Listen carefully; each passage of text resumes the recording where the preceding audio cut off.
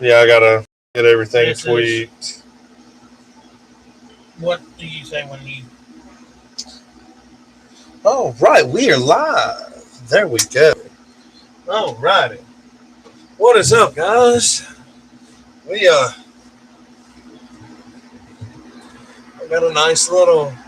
We got a nice little table set up for y'all today. We'll wait, get some viewers in here before we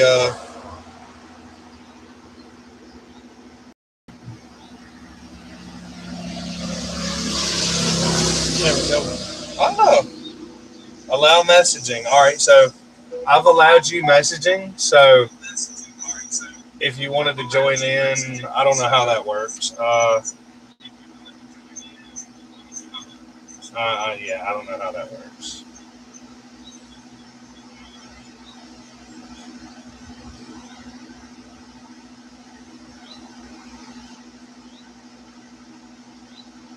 It's yours. There we go. Yep. This will allow me to be able to keep up with the comments and everything. But yeah, I'll tell you what, from a child watching stuff like Tremors and All that. all these action movies, Jean Claude Van Damme, Chuck Norris, Walker Texas Ranger. Eh, Steven Seagal, a lot of his movies, Under Siege. I don't really remember that one. I mean, Steven Seagal, a lot of his stuff fell off because, well, he got to where, well, all his stuff got to be the same. Can't be touched. You know, but we grew up on a lot of stuff like that. Future Soldier, Universal Soldier, that's what it was, Universal Soldier. Uh, let's see, hold on, does any of this work through YouTube Studio? I don't know. Like it. I guess right now it's just me and you. yeah. Uh, 'cause I don't know how to tell whether or not we got viewers. I don't remember how I did it the last time. That's the thing. Ah, two viewers. Here we go. Yeah. I can watch it from here. Be rumbling back here in the back. I wonder if it's gonna do anything. I don't know. What? I seen like it earlier. What show or movie would you say got us? Really into guns? Yeah. Well, for what about for you? What about for you?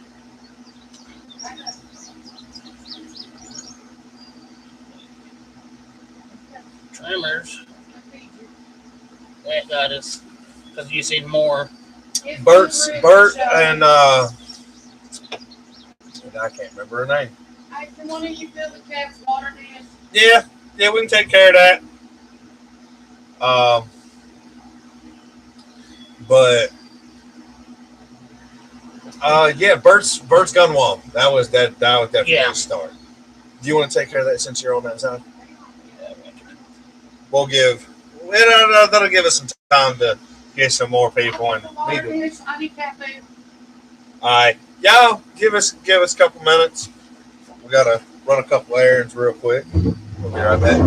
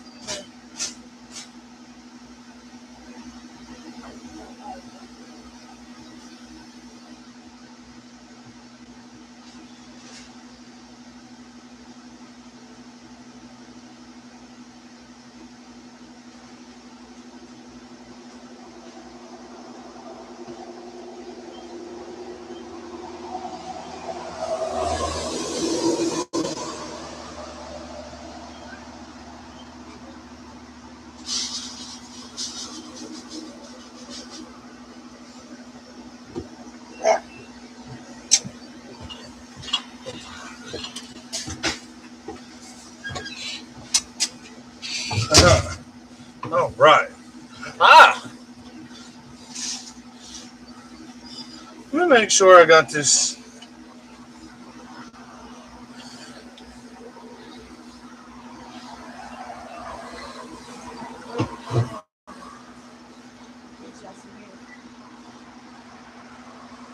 Let's see.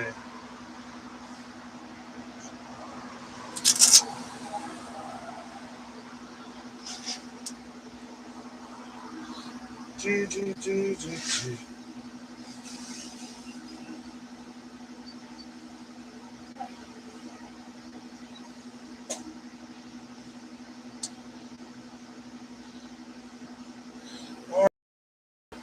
That's a bunch of people I can think of at the moment. So, but yeah, Straight out, Bert's gun wall was one that got us really into guns. And then, of course, watching some of the war stuff. oh, definitely. What's that one? Robert Downey Jr. played the Black Note. Tropical Thunder. Tropical Thunder. That kind of got us. Predator.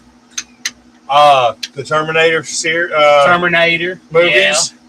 Yeah. Which one especially, though, was part 3, I believe it was. Yeah, part 3. Judgment Day. When he was the older guy and he broke into the vault. Well, he broke in. What was his name? John Connor. Yeah, when he broke into the vet clinic. Oh yeah. And then the Terminator showed up and grabbed him to protect him, and then broke into where his mom was supposed to be resting. Come to find out, all it was is a coffin full of guns. Yep, and they tried to tell him that his mama wasn't buried there, and he's like, and he pulled it out, and he's like, see, your mama's not here. It's the number of guns. Yeah. Like his mama's body was moved for reasons, and they even said that.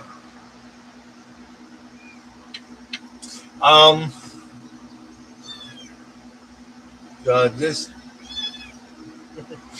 You've seen stuff like this. You would see tables like this right here in movies. You'd see tables like this right here in them mob movies. You'd see stuff like this at the flea market, and everything on the table. I think that's something else that really got us into the guns and knives was the flea market. Yes, definitely. Because you'd always, if we could get into the gun show, it was just every kind from your rifle down there to your shotgun to these two here. Yeah. A 45 and your 38. Maybe. Yeah. Every now and then you can find something like your 357 Derringer. Yeah. They were harder to see because people didn't want to get rid of them. This right here around 2000, about 2015. This was your average, This was your average run-of-the-mill, I sell this and that, surplus type of table. Like, literally, what you see here is what would be on the table for sale. Like, to the T. And it was amazing. It's been a few years since we've been to the flea market, It's gotten small over the years. It has, but life's also caught up with us, and all that, and the rent to rent out them spaces. Yeah, they keep jacking that price. Yep, the only people that are really going to make their money are the people that's been coming for the last 20 years. It's the food vendors. Well, the people that's been coming for the last 20 years that knows exactly what to sell. Yeah, those like the ones that sell like a little bit of everything. Or a little bit of everything of what people's coming to the flea markets after. Don't you touch something, you little turd. Cat's up behind the TV and the camera and everything. But it's like mostly now it's the food vendors because people are going to be out there for hours. Hey, let's grab something to eat. Yep. And do you remember the turkey legs? Them real big? Yeah. You know how much they up to? How much? I think the last one I bought was like $12 or $13. Mom sent me to get one. She sent me with $15. She said, all you're going to be able to get is a turkey leg and a small drink. Small lemonade. Sure enough, I come back with 28 cents. Yeah. I had enough to get.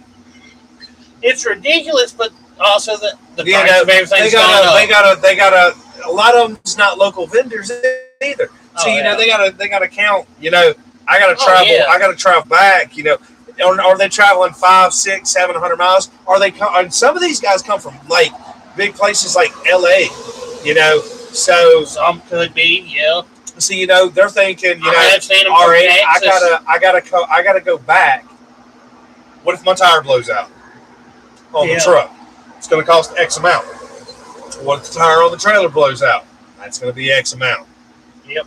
What if this or this? They plan that and they try to price accordingly. That way, they make a profit, but they also still make emergency money in case anything happens. Well, so that's what their profit is. It turns into, all right, we can buy whatever we need, or it's we got enough to if something happens on the way.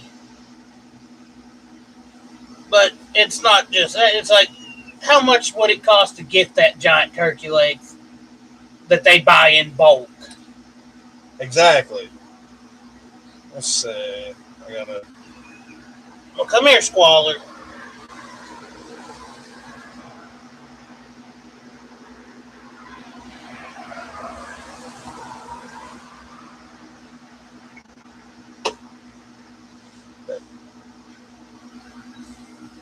It's like, I know one of these knives I have here, maybe a couple,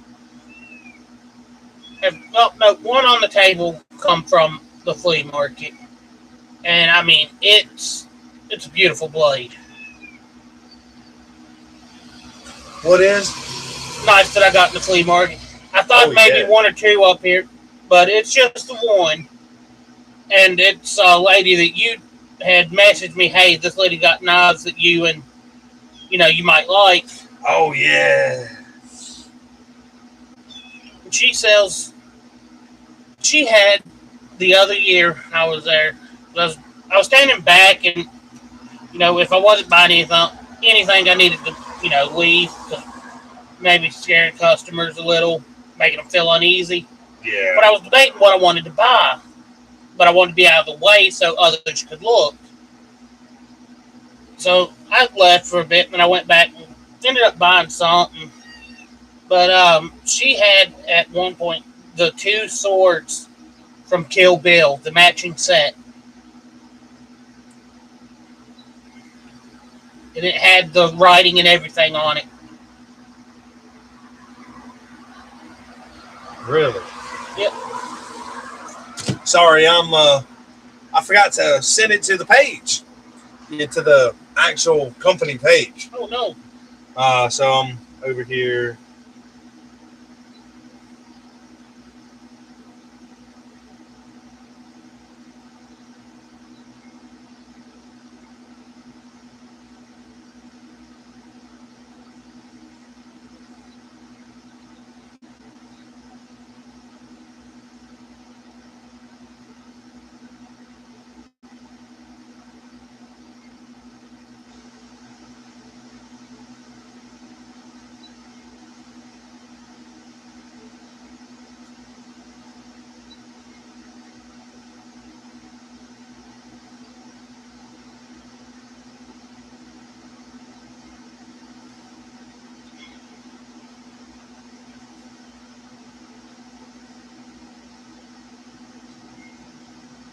There's that thunder again. Yeah.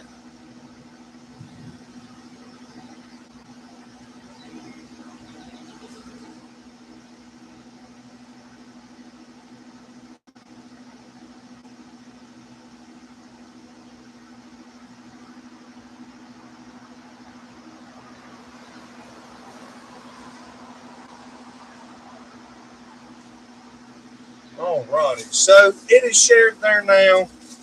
We'll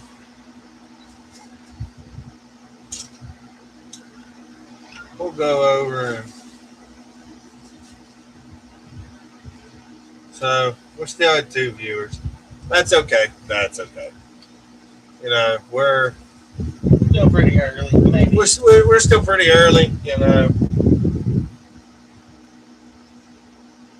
Well, hold on. I gotta back out because I don't remember how I did this the last time. Like I may have been looking up here somewhere. Look at the viewers. I don't know. All right, so it shows 1 viewer, so it's just me and you. Yeah. Which, you know, I really don't give a shit because, like I said, you know, content is content. You know, somebody's eventually going to watch it, whether it's 5 people, whether it's 15 people. You know, as long as somebody watches, you know, and I can send it to several people, and you know, they'll watch. You know, you know. So, what was the first gun you bought? I know the first gun you obtained was shotgun. Dad gave you. Nope. First one I obtained was 22. It was given to me while Andy was still in the Army. Well, The yeah. Void. Then it was the 12 gauge. Send it to any of your friends that may tune in. We're going over gun stuff too. The next one I bought, the one that I first bought was my 9. I was a Smith and Wesson. That's Smith&Wesson MP Chill. That's the one that come in the case kit. My little bag, yeah. Then the next gun that I obtained was my 45. I thought you got the 45 before that. 9mm first because I was living there in Hillsville with Mom. That's right. That's right. Oh man.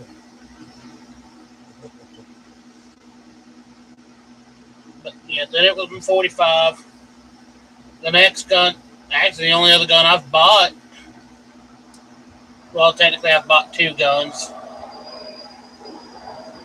It was the Kel-Tec and then my AR here.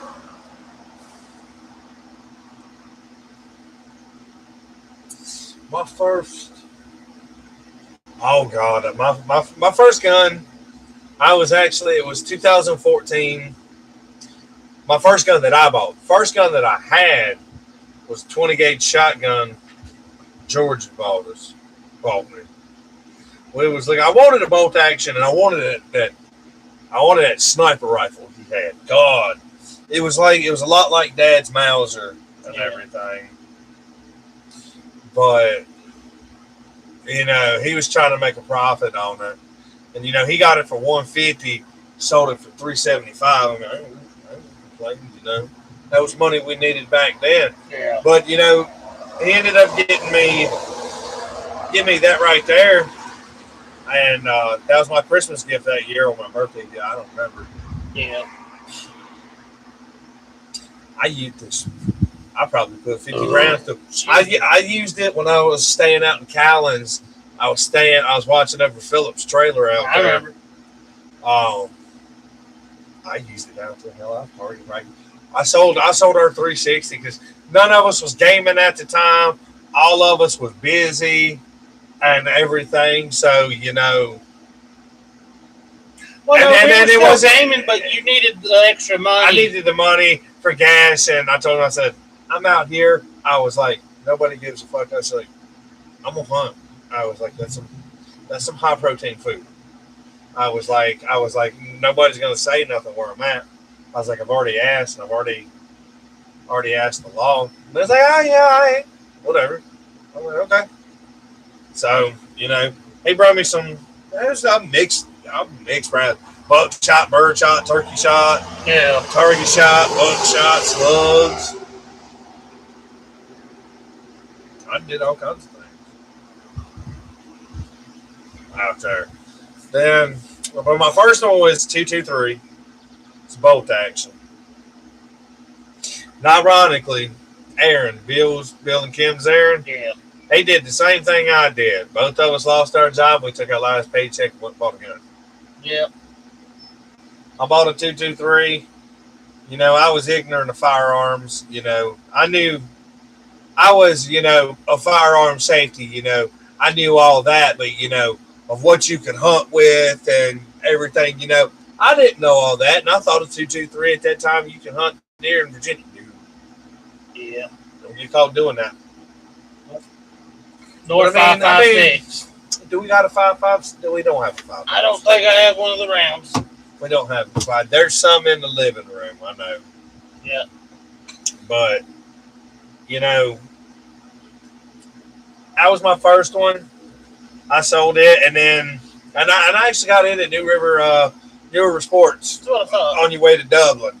It cost me like $285 because I got a bunch of rounds with it. I tried camoing it. When I sold that to the pawn shop, I only got $80. Mm-hmm. Hell, the whatever scope was on it, it fell over in the floor, and one of these knobs knocked completely off. Yep. I was like, and then oh my God, I took it down there to Juniors. I was going to shoot it down there at Juniors, and it was already sighted in. This for the knob. Me and Randy had it sighted in at 125 yards exactly. Yeah. Dead on. Because of the ammo that I had. Well, I told Junior, I said, don't shoot that. I said, shoot that way. I said, shoot that target I put out down there. He said, rip. Started breaking my knobs. Like, it's the first time as a gun owner I got angry. Yeah. Like somebody messed with something that was already perfect. Hey, without a viewer, I believe. How many? No, Dallas Wayne is now available. They message and share videos with you. Okay. Look, if I got a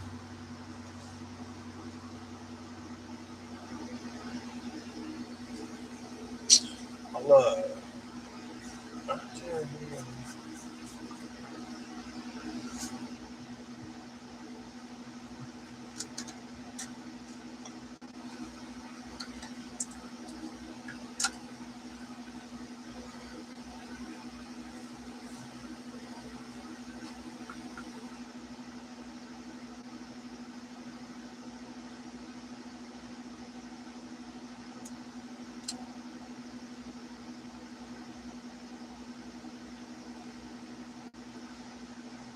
I told Dwayne, I said, join, I'm live, I'll interact with you.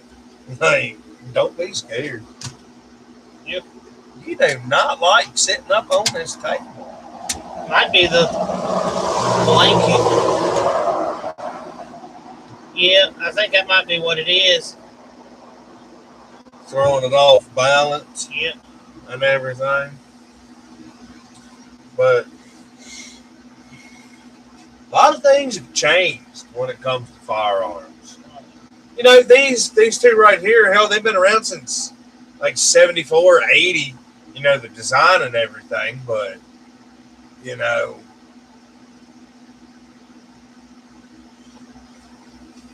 Roughly the design since about, around, this one more towards around Vietnam and stuff. Yeah, and they had a 308 back then too. Well, what I'm saying is like the M16 with that sight and everything. Yeah, with the old A1, A2 sights. Yeah. And everything. Now yours is kind of the upwards this way. But I mean, that's also, if you would have put that as just a straight bolt action, and put a good stock on the back that doesn't move, you'd have pretty much their 308 sniper rifles and stuff that they use. Yeah.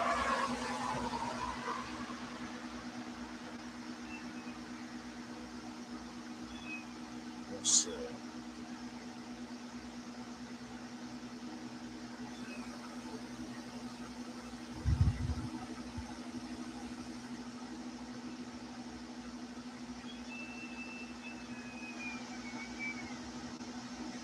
Yeah, we have a little squaller with us. Might need to go grab it.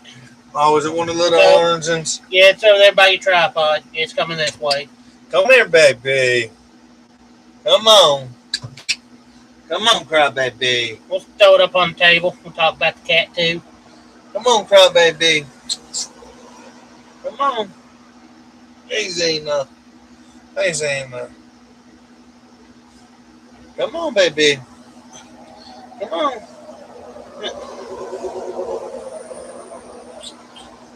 Come on. Come up here.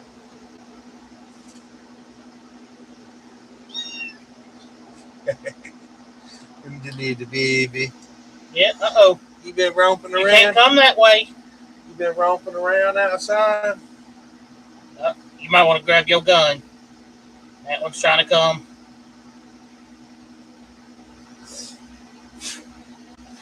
No, don't go that way. You want some beer? Uh-oh. You like some beer? It's a lick. Oh, Jesus. Oh, God. Well, we're going to stop that before Yeah. we get in trouble. Animal cruelty. But the baby likes beer. Strange. Oh, my It's God. weird. The baby likes Because normally they don't like the smell. The baby likes beer. Oh, my God. You going to go explore? Ain't nothing on the table loaded or open that the baby can get hurt on.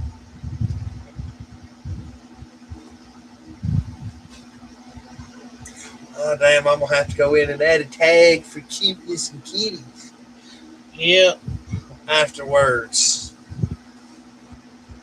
I'm starting to get a summer cold, baby. Get the eye boogie. There we go. My God.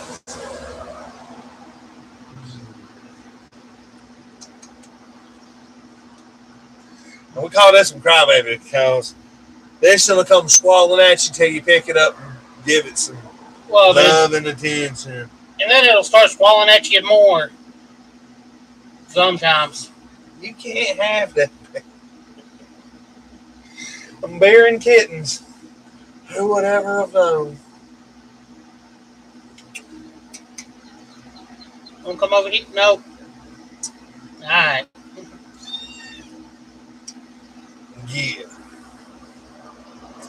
So, out of everything here, what is probably your most favorite item to shoot? My 45. 45? Yeah. I mean, when your military goes, it's worked for the past 100 years, give or take. Yeah. And they still use it. Well, they still allow them to use it. I think one of the SIGs. I mean, there's other ones they use, but I think the Marine Corps, I believe it was them. They were using a different brand. They were. No, we're going back to the 45. I think it was. I think they had given them the Beretta. Yeah. And they were like, nope, we want give us the 45. Yeah, they went back.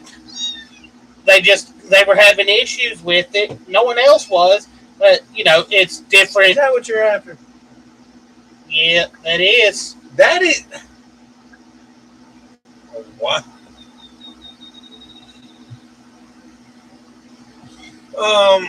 Send me the new link.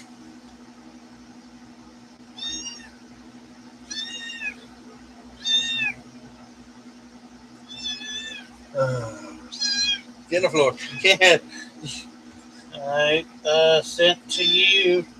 Send it to Ron. Not that he'll probably watch. Right. Send it to Ma.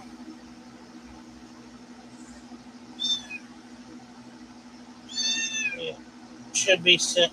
Yep, I got it sent to all of y'all.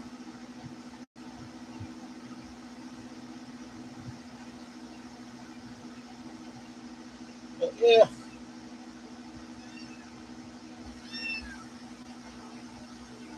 Oh, no button. How did I get it to?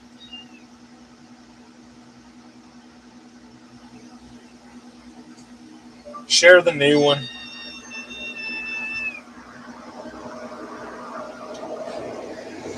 There we go. We got the live chat. You got a live chat pulled up. Yeah, I pulled it back up from where I sent you the video, the link. Just this. Yeah, I'm pretty sure my 45, my favorite. I don't know. It's probably and then it's a hard mix between your 6.5 and my 5.56. It's going to be a hard toss between the new WH. I forgot to put that tag in. Antique and WH Davenport. It's going to be a toss up between this WH Davenport and that Kel-Tec. Kel-Tec's not bad.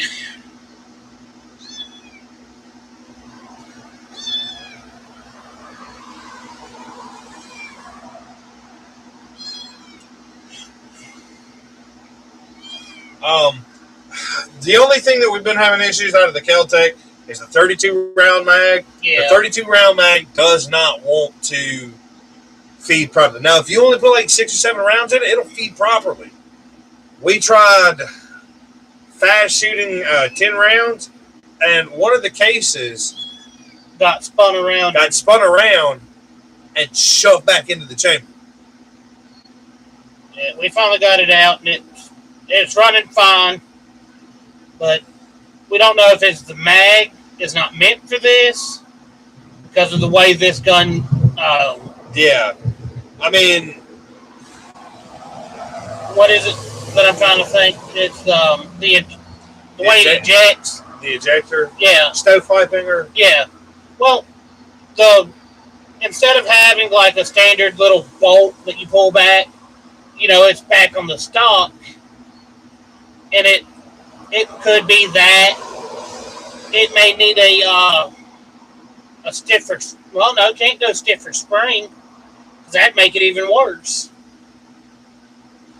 I don't know. Or would the stiffer spring make it work better?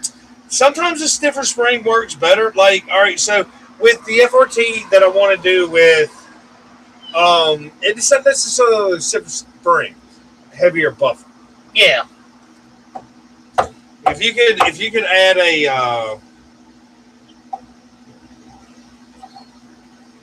total messages. It says we got messages, but I don't understand why I'm not able to do like that.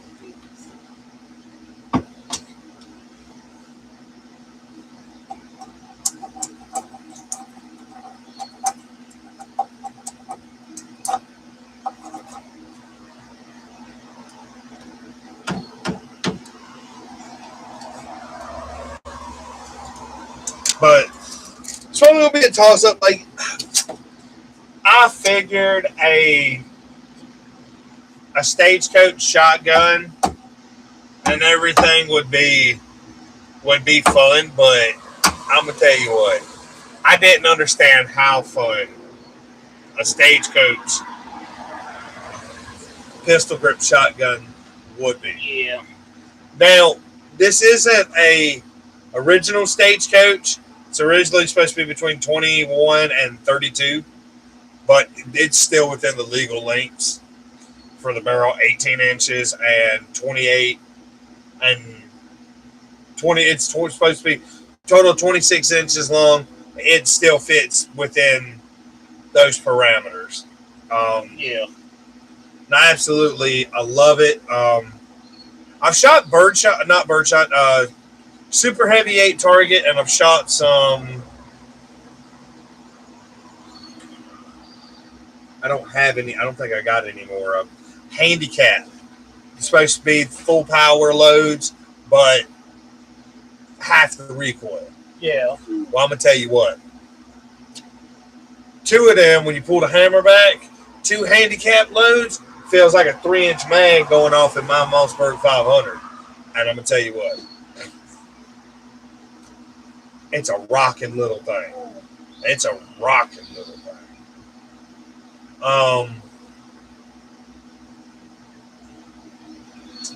You don't actually own a revolver, do you? Not yet. So, do we one up my 44? Because technically we've got 3 basics. 22, 38, and then a Magnum. Yeah. I mean, You know, and then for the time being, I got this 357 Derringer. You know, this thing is absolutely wild.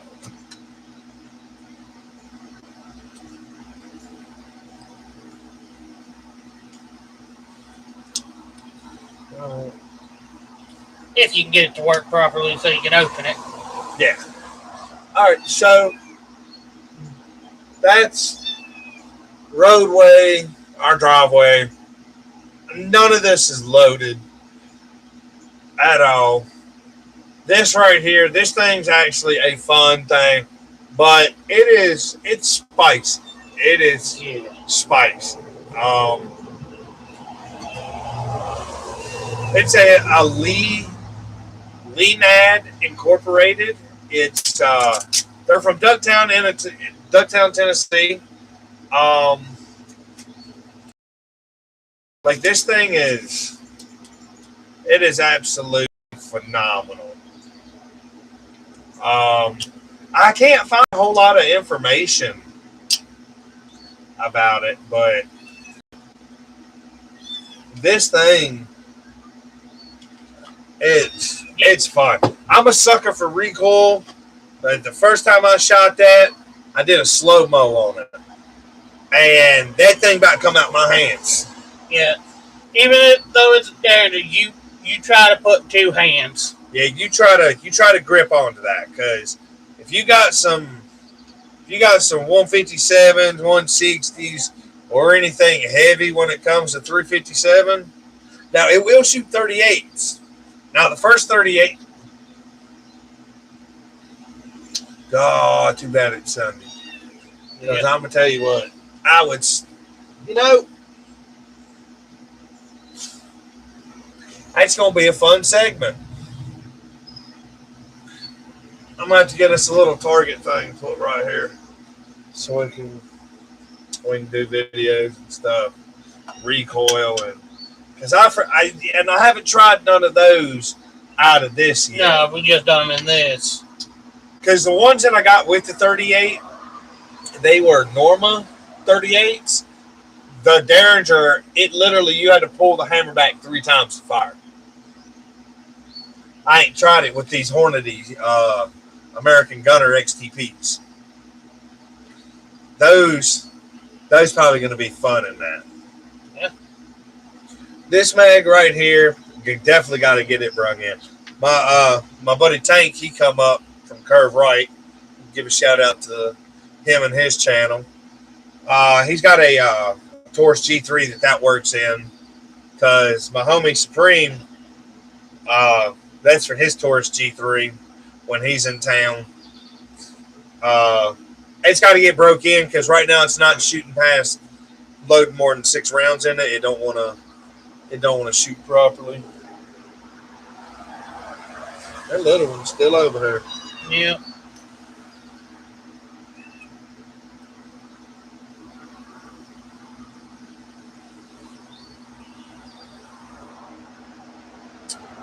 I want to get a 44 like Uncle Randy's, because that's when the cylinder kicks out, and just that Western style single action, I love it. Yeah. See, I kind of want either that. I want to do the 45 like that, but just personal preference. Either one would work. I've decided the next revolver that I buy, not going smaller, I'm going bigger.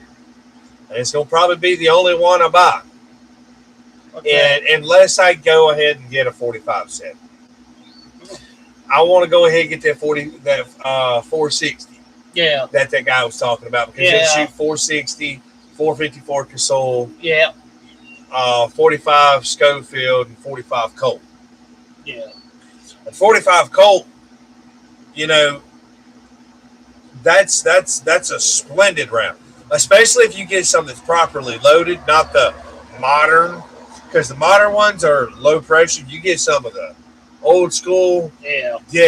Go ahead and wear level 3 body armor. Like, it better be steel plate, because if it's Kevlar, what's up? Well, shit. done hurt the kitten and it ran away. It doesn't hurt the Well, kittens food. It kind of stays under our feet, and when you can't see, you can't see it. Like, hey, go. It'll be back. It always is. I didn't think to bring one of them lowers out. Yeah, that's all right. Cause we got some lowers. We're gonna be building 3 different ARs. Well, actually, 2 of them is gonna be identical. The one for the old lady wants a DMR marksman style. Something mid to long range. So that's gonna be a fun build and everything for that. Where I've decided I want to build another 300 blackout. We're not sure if we're going to do twin caliber rifles or if we're going to do something that packs a whole lot more punch, something around 450, 500, but 50 Beowulf, 350 Legend, 400 Legend. Thinking, what was that one we had looked at that I said I'd like? The 450 Bushmaster. Might have been.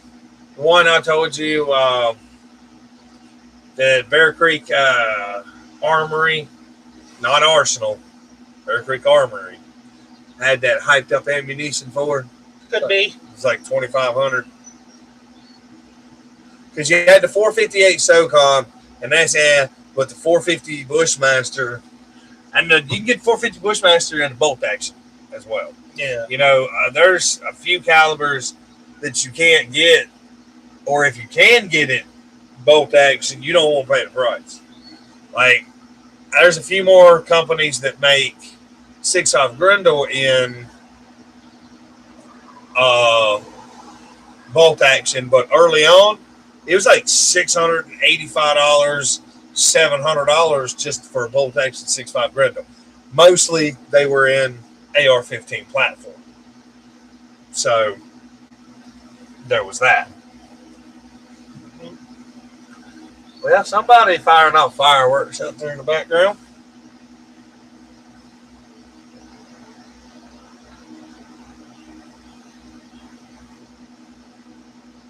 I'll be glad when you get to shoot the Davenport. And that's a perfect name for this, is Davenport. Yeah. It's a side-by-side shotgun,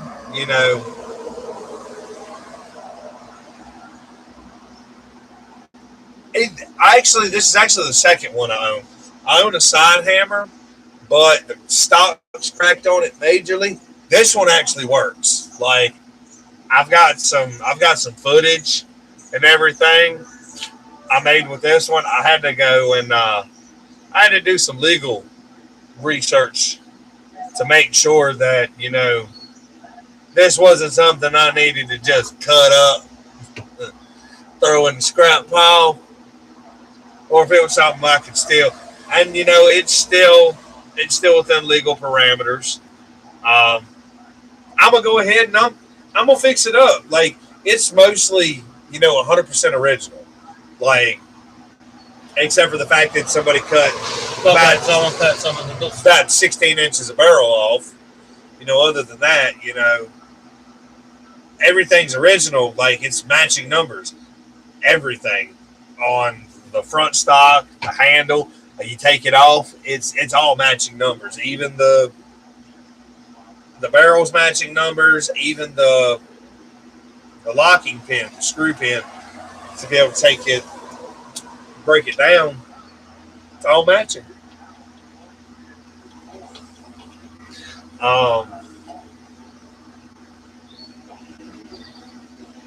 The Kel-Tec, they got another one in 5.7. I think we're gonna try to get to 5.7 as well at some point, because that's a fantastic little survival gun. It's not really designed for like an AR It's not designed to function like an AR. It's essentially just a long barrel pistol and everything. I know this is not pointed at him. It is actually at an angle. And it's unloaded. There's no mags. So the only other issue we have with that right now is the scope we got. We can't get it sighted in proper. Yeah, it's But, I mean, we've had that little sight thing there for... This is one of the first red dots that... I had this on an airsoft gun to begin with. I had this on an airsoft gun to begin with, and, you know, it worked well. Then I put it on my 300 blackout, forgot about it, put a better red dot on my airsoft gun. And this was found in the building, and the battery still worked, and it was sighted in. I played around with it. 1 second. Hello? Hey. 1 second, guys.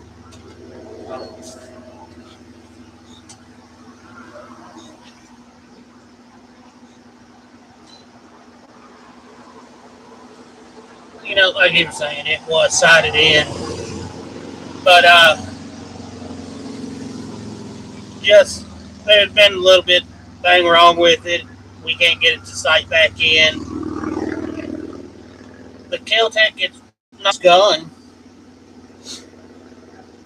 9mm.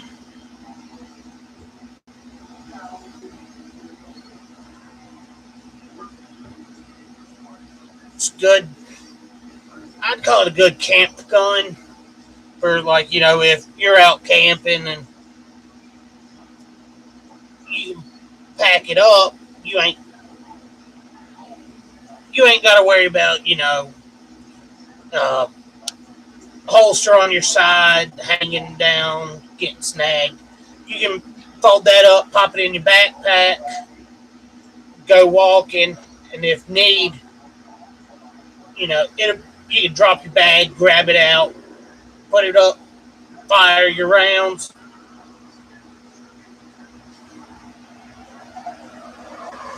I want to get a better sight for it.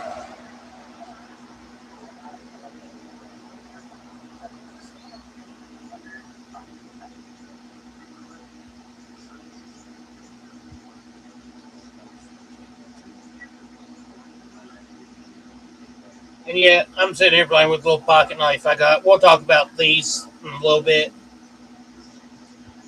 Nice little everyday carry. Small, lightweight, keeps a good edge.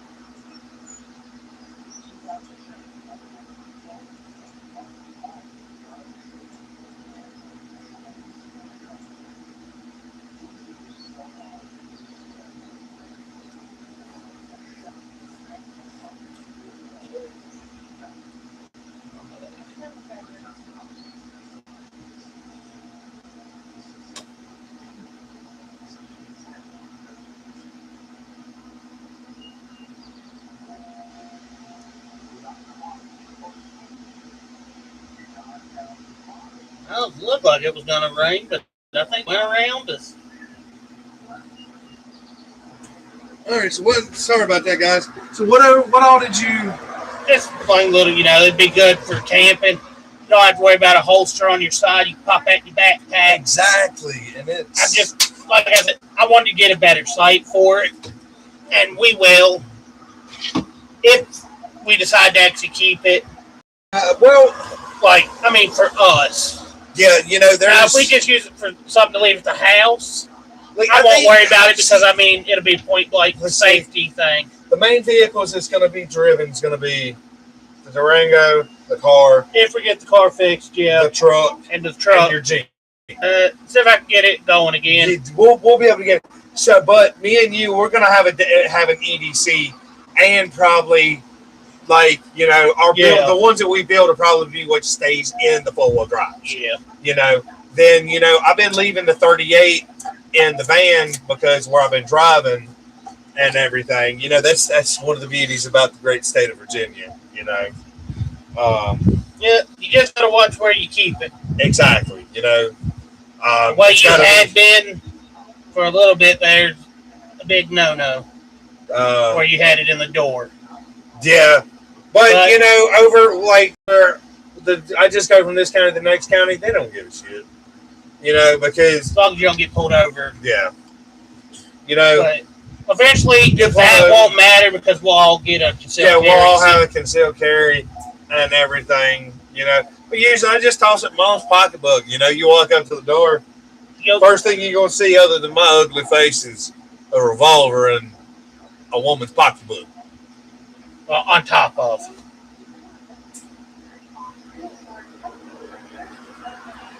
And then I was sitting here. Shout out to Bush Light for tonight's beverage. Yep. Y'all's Farm Rescue Edition. Yeah, I told him that I was sitting here playing with a knife. Grab us some metal. I don't feel safe doing that. No, you don't want to lift up the laptop. Nah. Yeah, well, since I already had telling him that I was told you, this here little mossy oak knife, I picked it up a few years ago from Tractor Supply. Got wood handle, wood slabs with metal on the inside for the rest of the knife. It holds a decent edge. I mean, you can see. That is. And if you want to show closer to the camera, let's get a piece of cardboard. Yeah. Right here. Well, this cardboard's that one's quite old. It's a bit old, but Oh yeah, there. Just barely any pressure. This right here for cutting a fish, cutting some fishing line. That would be perfect. Something to tie rope with, That right there's a good little knife. Yeah. Opens nice one-handed. It does. Pocket clip, or if you're wearing a shirt like I am, little button-up flannel with a pocket, you can clip it into your pocket. And I'll tell you what, that's one thing that, I got away from, it was around 2017, 2018, maintenance guy, Carl Hicks. He asked me one day, he said, what are you looking for? I said, I'm looking for battle-ready swords and katanas. He said, look, I'm going to give you a website to go to. He said, check this out. I said, oh. I started looking, I went to say something. He said, come see me after lunch. Well, when I started learning about, 1095 and better metals and HCR or Rockwell hardness, my whole perspective in knives changed. Yeah. I still buy novelty knives here and there if it's a design that I like or a design that I haven't had previously.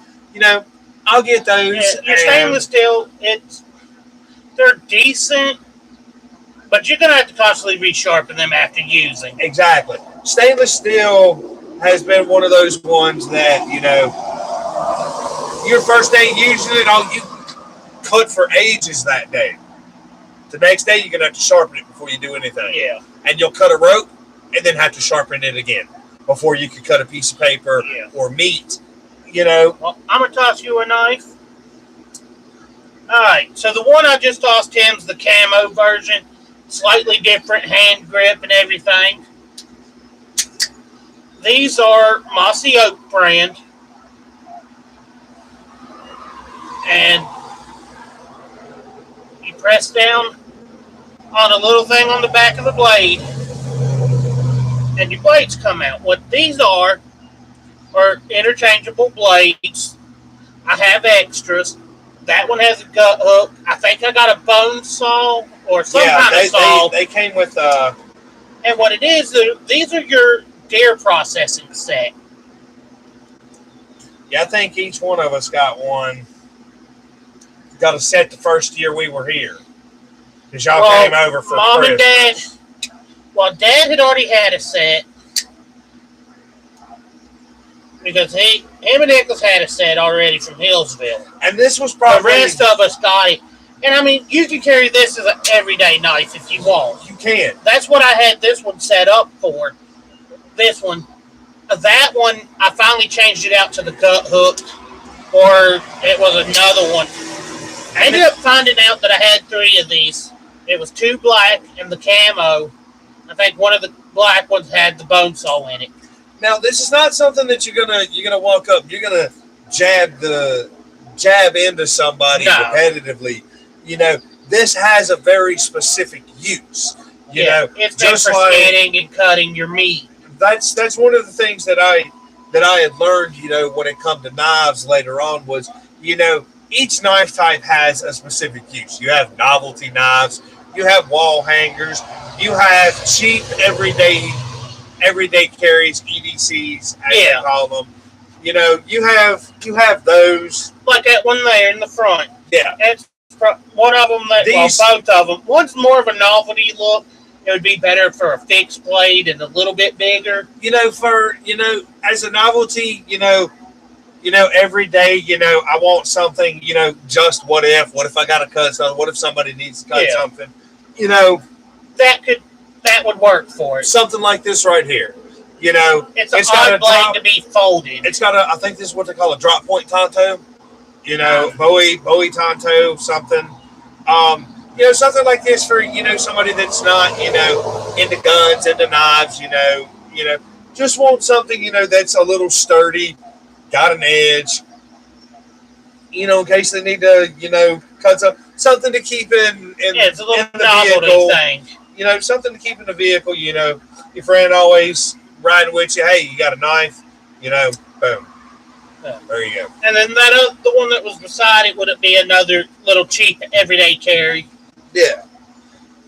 It's a Tonto style blade. Make sure I ain't pausing nothing. Yeah. Cause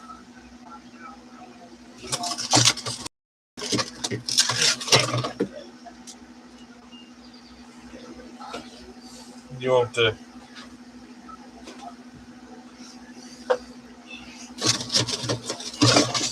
drop that down in yonder.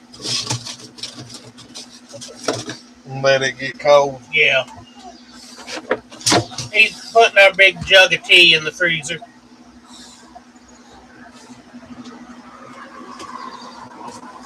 Right. You know, and Damascus is one of those things, you know, you can tell when you pick up a fake Damascus versus real. Some yes, some no. It really depends on the style. Like, I got one that it looks off. Now, like these here on the table, this one. Most of the time you can tell if it's on the back. Most likely it'll be real Damascus. Real Damascus, too, is you can really feel the layers on most. Some of them you won't. But if you ever want to test it, you know, you'll have to get the acid for etching. And raw done Damascus, like this one up here, that I would call that a raw done Damascus. That right there, you can tell raw done Damascus. It's heavy. Well, this one is. You know, these other ones they're heavy. You know, you're gonna do the way they're made. This is a hidden tang So it's probably, little Yeah. along square. Unlike the full tank Now of this, that one. the one he's talking about is this one here. I absolutely love that. See, It's a chopper style. Yeah. Tonto chopper. Yep, exactly. It's a company. What this would be classified under, besides you just know a Damascus, is a competition chopper. You can find videos on TikTok, Facebook, They some gnarly, even here on YouTube, blades. And you'll see them go through, cut a 3-inch diameter rope in one swing, take a 2x4, and cut right through it like it ain't nothing. And then you'll see them pull this pin, cut a tennis ball in half. Pull the pin, cut a tennis ball. Pull the pin, cut a tennis ball. And then, right at the end, you'll see them take it right to the edge of a piece of paper, right through. And that tells you, one, whoever made it knew what they were doing making knives. Exactly. Like, one of my favorite places to shop for blades like that is a company called Cult of Athena. Carl Hicks is actually the one that led me on to Cult of Athena. Yeah. They specialize in replica weapons and armor. Now, however, what they also do is they specialize in battle-ready weapons and armor, swords, knives, and they got them from all over the world.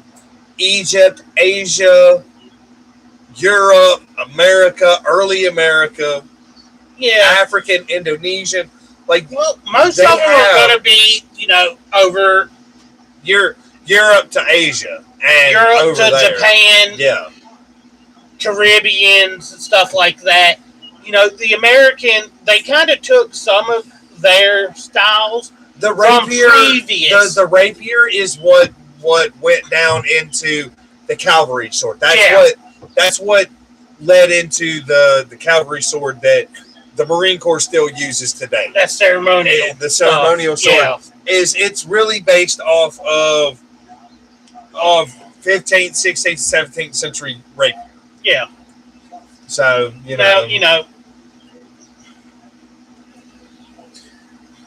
but they have a wide selection. They've got bows. They've got full plate Japanese armor. They got samurai armor, Roman armor, Greek armor, full plate like medieval knight armor.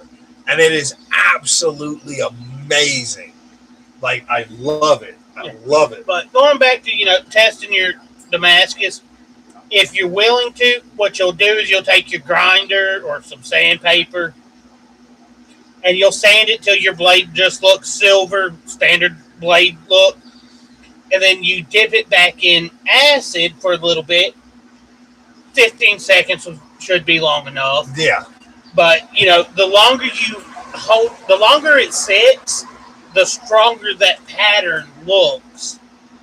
Now, you can't overdo it, because I watched a guy, he was going to do, I think he called it dragon scale or something. Yeah. And he had left it in the acid a little too long to see what his stuff looked like. But, I like Damascus knives because they look nice. Now, Damascus doesn't have to be patterned. No.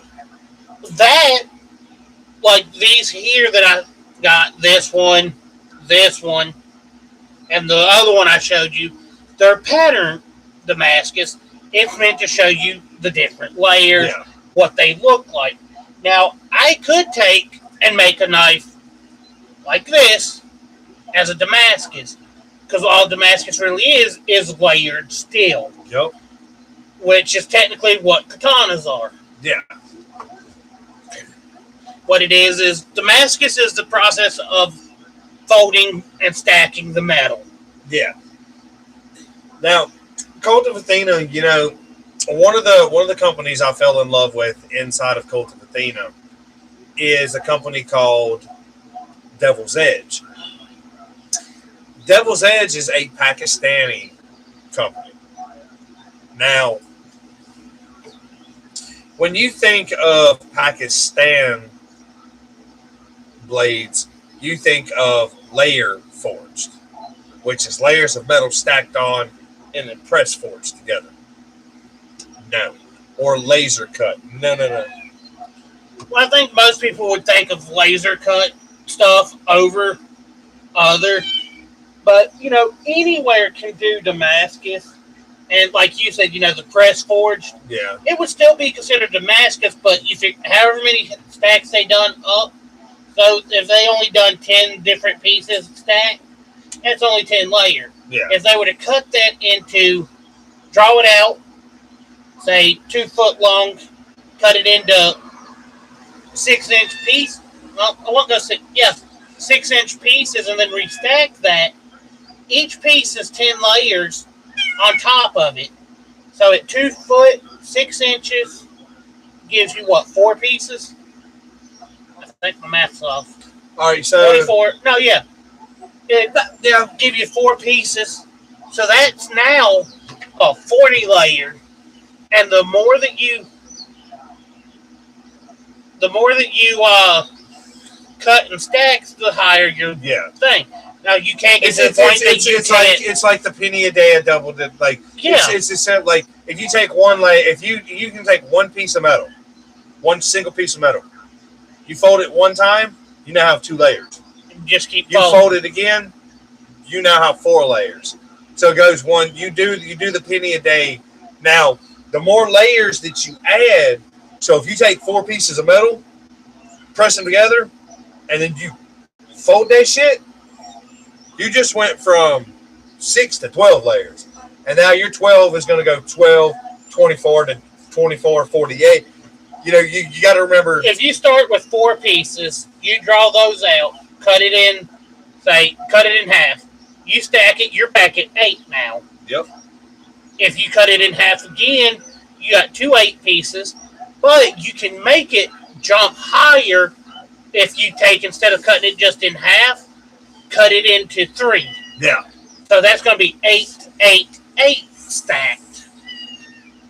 And then if you cut that into 4,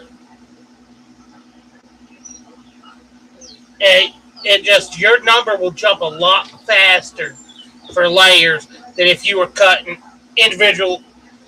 Say you only started out with 4 pieces of metal. You could still make 100-layer Damascus without having to cut it a bunch of times. You cut it in half, let's say 3 times. So that goes from 4 to 8 to 16 to 32. Cut your 32, you draw it out long enough, you can cut it 3 times. And then stack 32, 32, 32. Yeah. That's 64, 90, 96 layers. Then you turn around, cut that in half after you forge it back out. You're already over 100 layers. And people don't realize you ain't got to start off with 16 layers to get over to 100. Can you do math? And you look at it and go, all right, I got 4 pieces.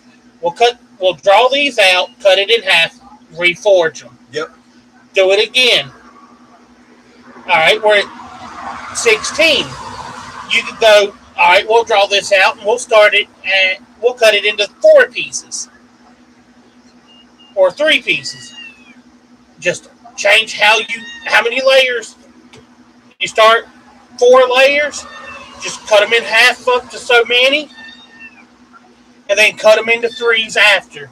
Yeah. And little crybabies over here with me. But I bought a knife I've been eyeballing the piss out of for the better part of 6 years. Well, we moved here in what, 2023? Earlier than that. 2021, around 2022. So I ordered a knife from them. It's called the Croc Jaw Bowie. Well, I ended up sending this back as a souvenir with the brand partner. I ended up sending this back with him as a souvenir. And I'm going to tell you what, this is a nasty knife. Nasty. It is absolutely sharp. And My buddy Dom, he cut a tree, 3 whacks, big old dude. 3 whacks, he slides it. He goes, "You can have this back." And I was like, hold on. I said, "Feel the blade." He goes, "Nope." He goes, "I got no business having nothing that sharp." Yeah. I was like, I ain't got steel toes on. I was like, I curl my toes. I was like, sometimes I curl my toes in my steel toes because, you know, I seen how sharp it was. I've used it. And like on his way home, he goes, "Man," he goes, "I feel like I'm gonna get in trouble. I got this big ass sword in my bag. Mind you, it's a fucking knife. It's every bit this long. And like if you pull it out, most people are gonna look at this and go, Oh, that's cute. this a ritual knife. What do you need something this sharp, this shiny, and with this many teeth on the back for?" Yeah. Because not only did it have teeth on the front that were cut differently than the serrated parts on the back. They were 2 different cut styles. It is quite. I don't want another one, but they out of stock all the time. Not an issue. Like, cause like they keep so much stuff in stock and sell so much. You can get swords, bows. You can get like, I'm talking longbows, stuff that normal humans now can't pull back. Like everybody's like, "Oh, 175-pound compound bow." Compound. I was like, you got a gear that's helping. Yeah. I was like, you 175-pound draw longbow that was used by a defensive archer from the top of a siege tower? Yeah. You Unless you train with that style of bow a lot, you ain't gonna draw it. They found that the bones on one side of archers was significantly bigger because of the constant practice over the course of 10 years. The calcium buildup. Calcium buildup of constantly drawing on that arm. Like it was like, and to think that, you know, it makes you wonder if well, I'm not fat, I'm big bone. Makes you wonder if that fucking theory ain't a little true. But you got to look at the shit that they were eating then versus the GMO packed stuff we got now. Like, sure, homie might have been tripping on mushrooms, but he still had a better diet than what we got today. Yeah. It still had berries, fruits, and dairy. On the side of psychedelics. They eating the same thing we are today, but they didn't have none of these, you know, steroids put into. Yeah, they don't have none of the steroids that are put into the growth steroids or the GMOs and stuff. Well, that's the growth hormone. But yeah, but you figure just like wild deer and stuff. The way that's what they were eating on. Even the cattle, when you were eating those, they didn't have all this new modern age medicine put into it. So all their stuff was just grass fed. Today, is that grass fed or is that, you know, feed that has all these chemicals and stuff in it? No, they cow white out here in the field, and that's all. No shots for anything. It's what it was. He'll be back in a few if he didn't get lost.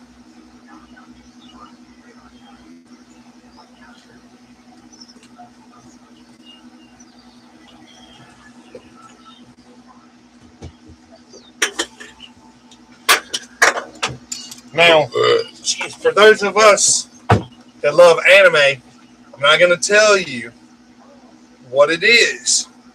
For those of us that like One Piece, for those of us that love One Piece, for those of us Like me and my brother, One Piece is life. Yeah, for the most part. They have 2. No, they've got all 3 of his. they got 3 swords of a character. I'm not going to tell you who they are because it'll give you automatically know what they are. We ain't doing all that. No. But They got them in different colors. Too. They got them in the other places got them in different colors. Cult of Athena only had 2 of them. Well, they had the standard color, standard options. Purple one, no, they had 2 colors because they had standard blade and black blade. Okay, so maybe I'm pretty sure. But the idea is we actually need 5 of these swords. One of these we got to figure out if it's going to be legal for our Jamaican friend, our seafaring friend, to receive it. Let me see. Yeah, let's go ahead and look that up.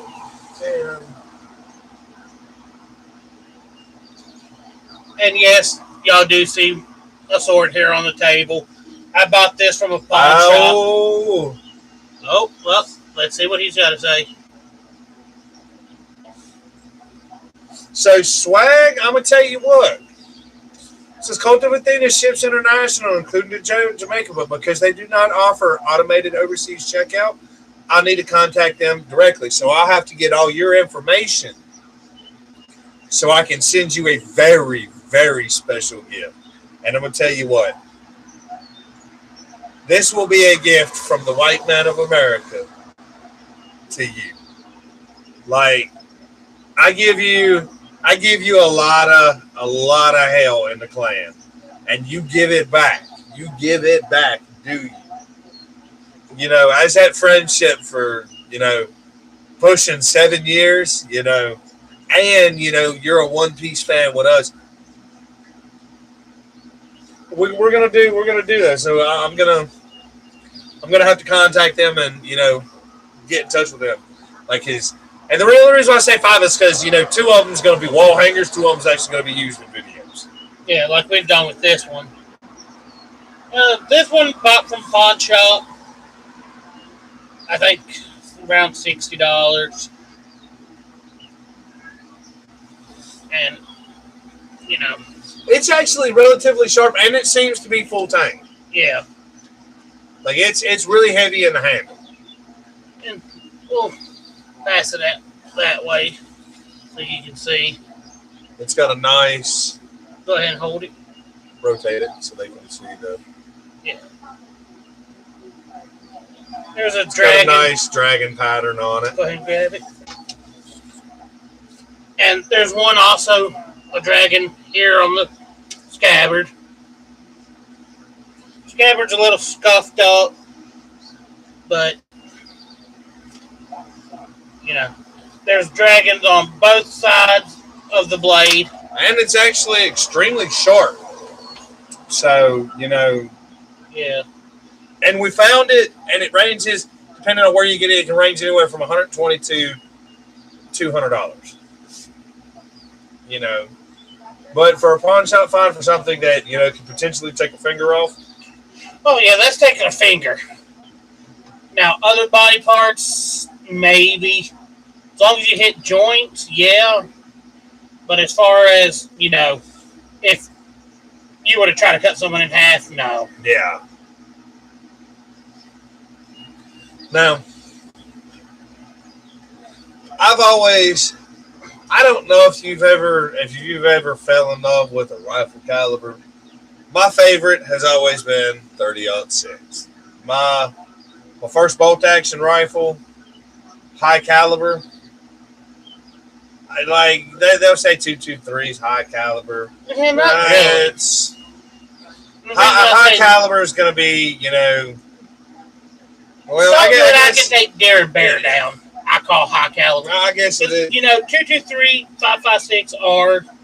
They the little high caliber. Yeah, they're on the smaller end. 30-06 has been around for a very, very long time. Here we got some 150 grain interlock Hornady whitetails. Nice, good old 30-06.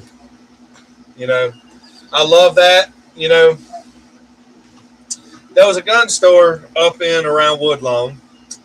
I got a Smith&Wesson pistol off of him. Went in one day, and he usually he's got all kinds of guns and stuff everywhere. We got chatting, and just something said, Mom, I said, don't tell me he's shutting down. And he said, yeah, he's selling everything off. I asked him, I said, how much you want for this? He turned around, went to the computer, turned around, looked at it. He said, $245 out the door.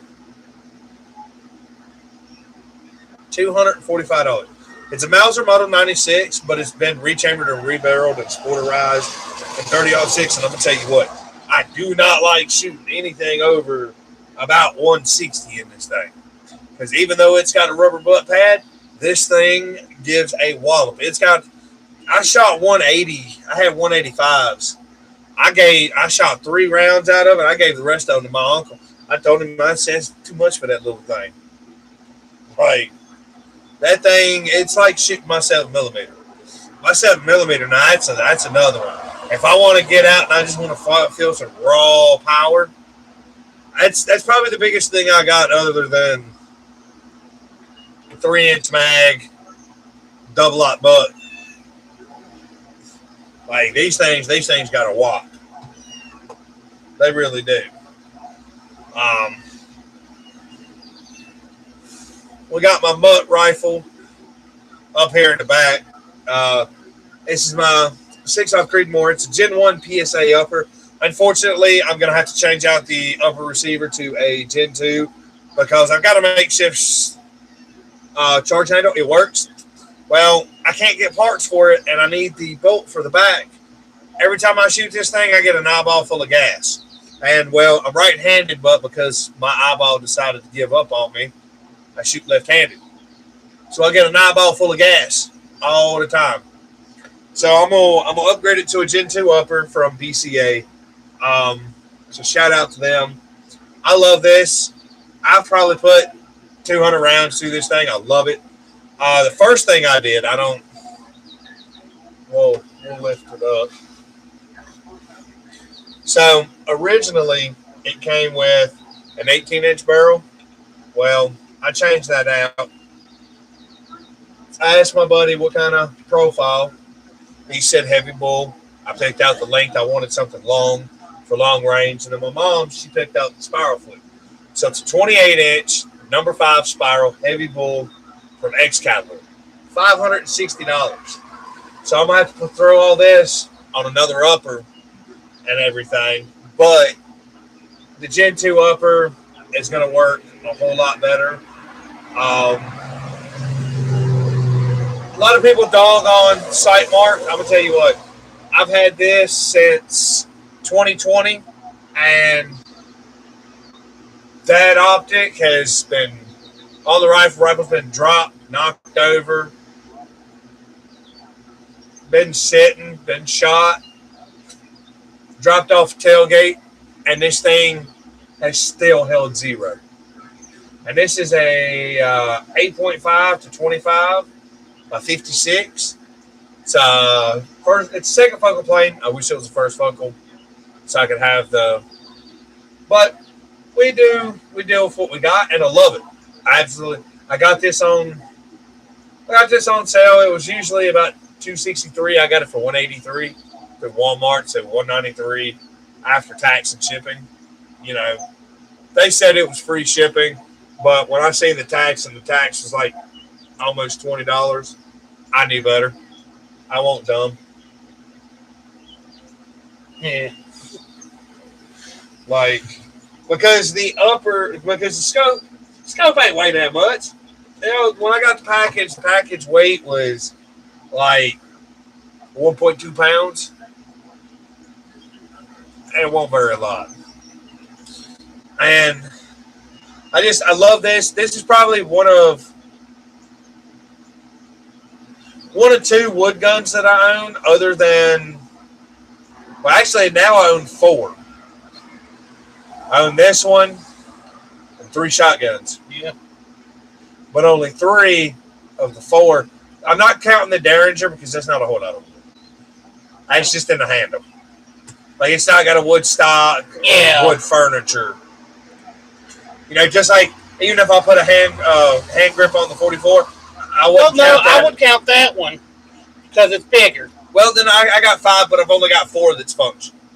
Your Derringer, not so much, because that kind of looks wood handle, but it looks like plastic. It also looks like a mini shotgun. Well, that too. It might be plastic. I don't fucking know. Where's another? We'll find out. Grab the big red one.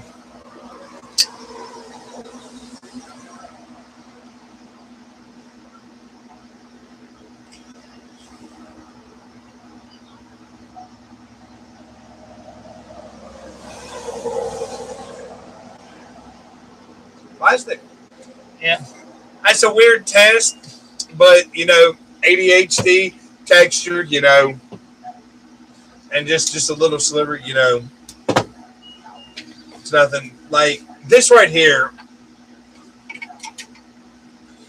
It needs a little work. The extractor doesn't work, but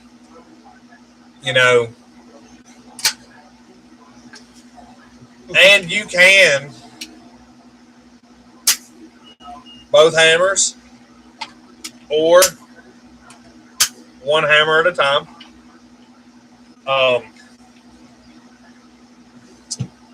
First day I got it, I took the vise, buried it in the ground, loaded that, put ammo in it, pulled the hammers back, tied a string to it. It come up out the vise. I probably put 45 rounds of shotgun through it. I didn't go past target load. I have not tried any buckshot, any turkey load. Turkey load probably won't be too bad. Just some super. Dad's got some turkey load in there. I might grab one, see if it handles it. I'll put it in the vise when I do it, because it's a little more than target load. Kind of. Turkey and target will be around the same. Yeah. So you should be all right holding it.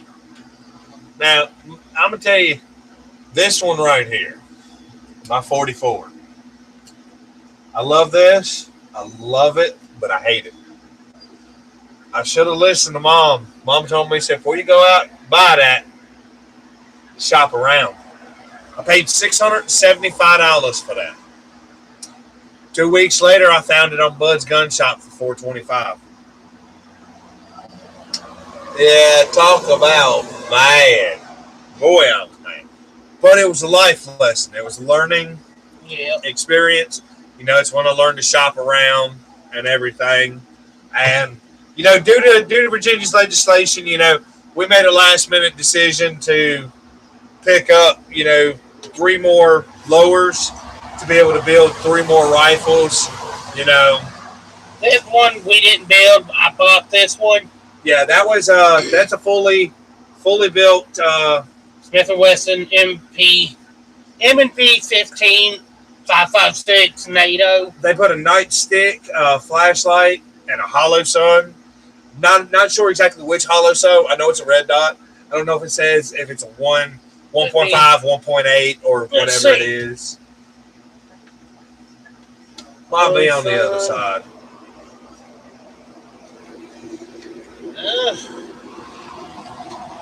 Hollow Sun HS 403B. All right, so those right there. All right, so I worked for eBay for several years. I worked different times, different. It really doesn't. Different seasons for them, and worked for different companies. So all I had to do is look up the model number, whatever, and. eBay taught me a lot of that. I didn't think that some of these jobs would ever teach me real skills. This just says it's really the LED. Okay, so it might be the standard MOA LED. So what we can do is just look up Hollow Sun. I would go Hollow Sun 2 MOA LED. If that don't pull nothing, do the whole thing, this whole set of numbers. But I mean, it goes pretty bright. I think right now it's on the highest. And it dims down to right here where I got it dimmed now. I can barely see a red dot. About like if little laser lights you get for your cats. Yeah. About the time they start dimming dead, I typically keep it kind of bright for daytime use, nighttime use. Yeah. Only thing I really don't like on here, personally, is this, but it does go good with this sight. You line the red dot with the piece here, and you're hitting where you're aiming. Yeah. Well, the other thing, really, the way the flashlight's on here, because it causes this to show up on it. But, I mean, it's not bad. It's not terrible. If you want, tomorrow, on my way back after dropping you off, I'll stop by Backwoods, and I'll pick up a rail, and I'll reconfigure that light and everything into a better position for you. Now, you know, speaking of you thinking of redoing your 5.56 onto something else, My 300. your 6.5. Now I can that'll still leave me to be able to use this upper. Now I can go with I can still use this upper. Now, you know, it's just I'm gonna have an issue if there's ever a bolt carrier problem. So I wouldn't give this to anybody else. I would try to find a few spare parts. But, you know, I don't see how the bolt carrier is proprietary. Yeah. Because any 308 bolt carrier will work in it. They had several different uppers. Like, I could have went with a Gibson, but I didn't like how Gibson was. You know, I wanted a 50 BMG style, you know, charge up because I'm left-handed. You know, I want to be able to keep, and contrary to popular belief, and, you know, the military teaches, you know, the reason why, you know, you left-handed rifle, left-handed shooter, right-handed rifle, right-handed shooter, in case the chamber blows up. Anybody that uses a rifle or as a sniper or anybody that has ever had a bolt-action rifle chamber malfunction is going to tell you it doesn't matter whether you're using a left-handed or a right-handed gun. When that chamber goes up in flames because of a malfunction in chamber pressure, it's blowing up. It doesn't matter whether, like, your face is getting tore up. It doesn't matter left or right. I have actually perfected being able to use a right-handed gun as a left-handed shooter because I never have to take my eye off of the target when I'm reloading. Like over here, like my eyes on the target, but my fingers also away from the trigger. Not over here. If there is multiple, especially if there's not a bipod, if there is multiple targets, and you're having to help hold your gun up, yeah. Like now, if I can still fire and take those shots. Yeah. Now, if you had something like this railing to sit the gun down on, right-handed person could do the same thing. Their fingers still away from the trigger. Well, what I'm saying is they can keep that back level. They keep the back so that level. when they reload. I looked into left-handed guns. I shot several left-handed guns, and I got to where I could just take a right-handed gun, and I got to where I had better target acquisition and better shots on time because I didn't have to reload, then move my hand down to the trigger. Like, if I had 3 targets, I could hit target, reload, hit target, reload, hit target, and go from there. Now, that's not for everybody. That is something that I would, if you want to try as a left-handed shooter, I would say practice. Practice. Well, with any You shooting. can get dry fire kits that will protect your springs and your firing pin and your trigger and all that. Get those kits. Get out there, and if you're a left-handed shooter and you want to do like I do with a bolt action gun, a right-handed bolt action gun. Get out there, practice with that dry fire. That you're not going to get that recoil, but you get that movement down and everything. Then you can move on to setting up 1-2 targets and then moving on to multiple targets from there. Yeah. It's not recommended for everybody. Not everybody's going to get it. It's something that I adapted for myself. Because let's be honest, not everybody has left-handed guns.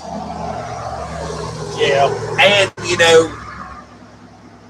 I don't have a problem shooting the ARs or anything left-handed, even if they are right porty jets. I don't have any of those issues. I'll tell you what, the 45 though, I've never been a 45 fan, because everybody's 45. Then you got your 357 SIG guys, then you got your revolver guys. I was never a fan of 45.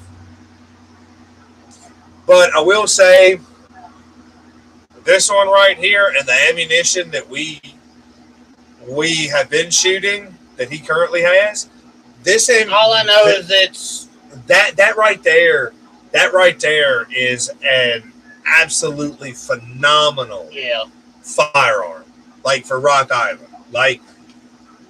And it's a bit his is the double stack. Yeah, mine is a A2. His is an A2 double stack model. It's not a single stack. Yeah. So his holds mine. Yeah. My mag only got one.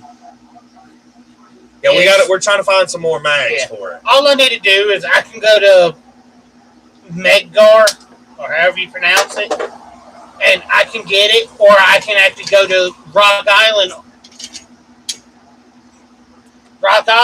and do it that way. Yeah. Now, I'm 30 years old. I bought this gun, this 44. I bought the 44 the year I was 21. What year was that?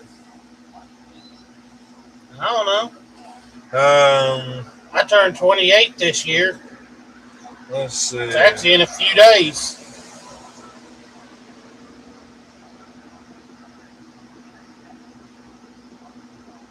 So in 2017, I bought that 44.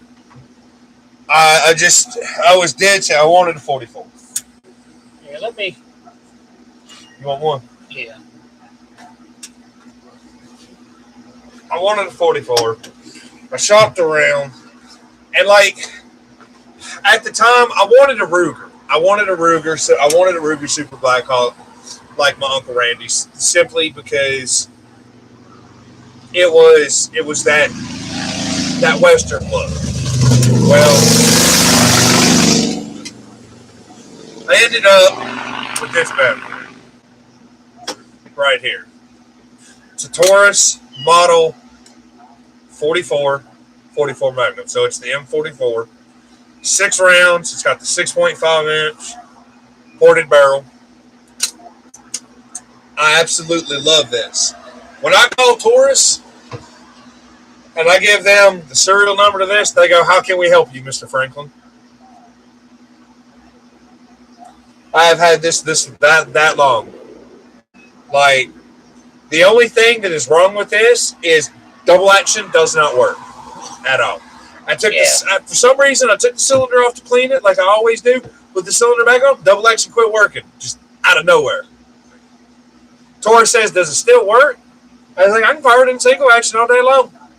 It's not fast, because if I shoot it fast, it'll pop the cylinder out. If I just boom, click, boom, click, boom, click, boom, click, boom, Fires all day long. I love this thing. My buddy Madness, Supreme Madness. We're not gonna call him by his government. We're gonna call him by his stage name. Give him a shout out and everything. Supreme Madness. And he's the co. Yeah, he's the of this. He's pretty much the co. He's the owner, but he calls us like the co-branders and co-partners of Mad Company. Shout out to him. He's a singer-songwriter and producer, manager from New York City. He's got songs in WWE. Yeah, that's where Fox, even the Sims 4 video game. So I'm gonna give him a shout out. I've actually got permission to use some of his music, for my YouTube. Yeah. I use one of his songs for most of my main videos and everything. And I had some shotgun rounds. Now, when you think of the shotgun rounds, you think of the new snake shot rounds that they come. It looks like a little blue peel on the end of a bullet. Well, I mean, they would still technically be that, but the way these were designed, it was like in a brass case. It was in a regular casing, but instead of having that bulge on top, it had a little brass cover, a flat cover. So they were just called. It was probably the earlier version of a snake shot. You can check out one of the videos. They were number 9 shot. During what we call the Great Ammo Shortage in Southwest Virginia, we actually went down to Mayberry Mill and I found some 44 ammo, and it was those. So I got them. Oh, I love the hell out of them. Like if you was within 10 feet, 10, 15 feet, they're gonna hurt like hell. They're gonna hurt like hell, and it's gonna puncture. I ain't any more than that right there. They just ricochet. Like they ricocheted over 30 feet, and they smacked my arm, and I was like, shit. That's like sand getting hit with sand while weed eating. Yeah. Like it stung a little bit. Well, so I got those, and I loaded some of those up. My buddy, he's like, yeah, this is not bad. This is not bad. And I start giggling because there's a 225 grain Hornady Lever Revolution coming up. And he's like, oh, this ain't that bad.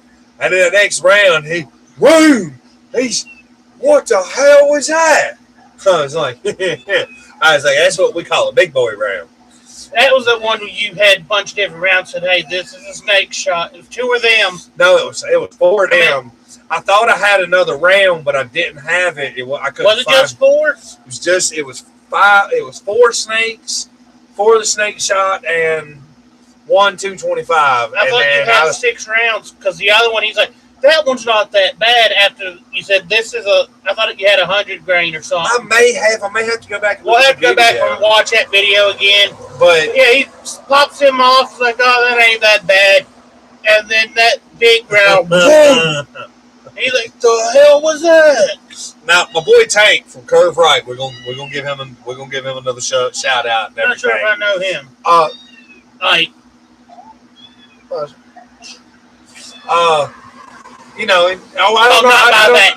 know if you met him. I don't know if you met him in person. You may have met him that day he come up here and we shot. No, I don't remember that. So I may have met him somewhere else. He was living with us here. Yeah. Him and me. Before y'all moved here. Him and me. Yep, I remember that. They had y'all's old room. Because she got terrified of the guy in the basement. I'll get to that. Oh, that's a funny. We'll get to that. But he was fucking absolutely terrified. I didn't have a 45 that. No, I may have grabbed the 45 that day. I think you told me to grab the 45 that day, and I let him shoot it. I don't remember. I have to go back through the videos and check on his. But he looked at me and said, "Man," he said, "I want you to shoot this first." I said, "Why?" He said, "I'm kind of scared of it." I said, "Well, unfortunately, that's the only round I got." And unfortunately, there was another one laying right there in front of us, out there. Yeah. So I was like, "All right, whatever."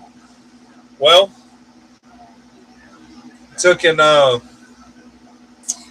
he put it in there, And I guess he got his fingers a little too close to the cylinder. Oh, And I'm yeah. going to tell you, on revolvers, if you get them too close to the end of the cylinder, they do let out gas because they only compress so far up against the barrel. That's one of the reasons why Russia is the only people that have actually ever made a suppressed revolver. When you pulled the trigger, it pressed the cylinder up against the barrel, creating a tight seal. Huh.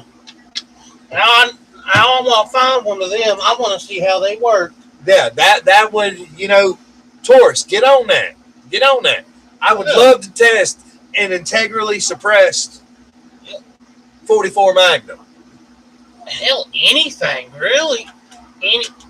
Well, it had to be bigger than, 38.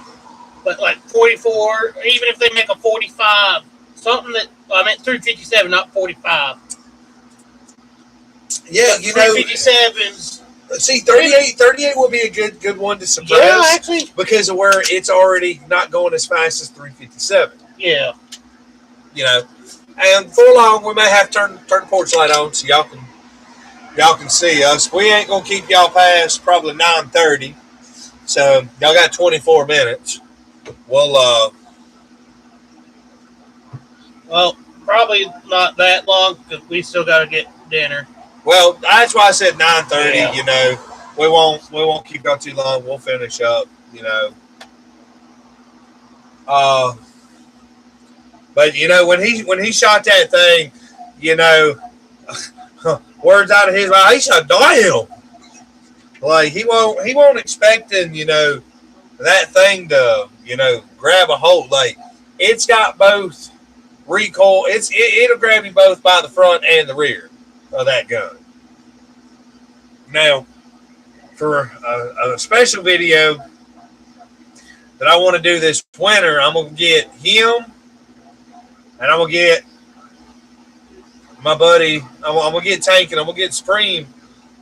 I'm gonna get them up here, and I'm gonna get them doing these rounds. We're gonna collect various rounds, and we're gonna see what they can handle. Yeah.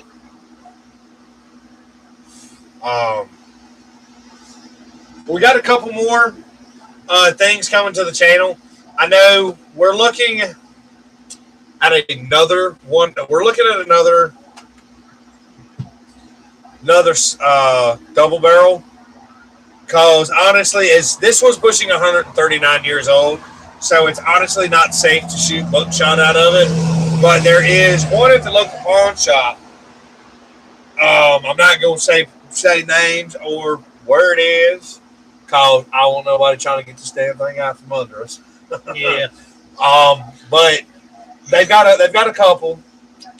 That's a fairly decent price, and those are, you can tell the build quality in them. Like the barrel is a lot heavier than this. Now, because somebody did do something that was very useful for me for this, I plan on changing out the stock, but I plan on getting 2 inserts for this.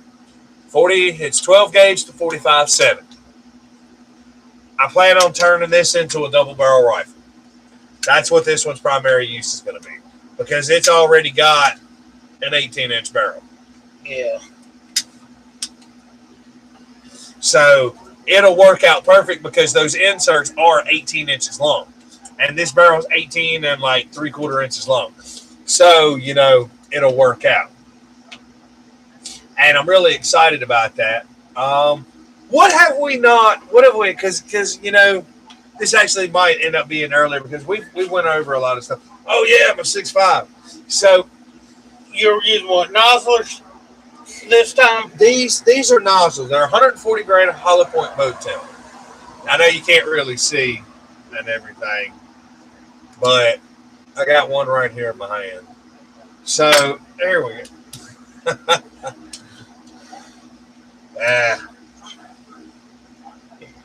So got one right here. You can go ahead and turn that off. If you have to, we can flip that light on real quick inside the door. But this thing loves 143 grain ELD Hornady match. That is its absolute favorite. But at $43 a box, it's a little hard to target practice with those. Yeah. And I'll tell you what, at 100 yards with this barrel on the 6.5 Creedmoor, oh, somebody got some. There's somebody setting off some works, or I see some thunder going off in the back. yeah. But you know, at 100 yards, you pull the trigger. As soon as you hear the gun go off, you hear the steel target ring. I got an old clip from somewhere of that happening, but we need to get back out to Dougsburg, Virginia, out to the 100-yard target, because we can stretch that target. We can actually stretch that target all the way out to like 200-300 yards. Oh, And yeah. everything, because all we just got to do is add a taller target.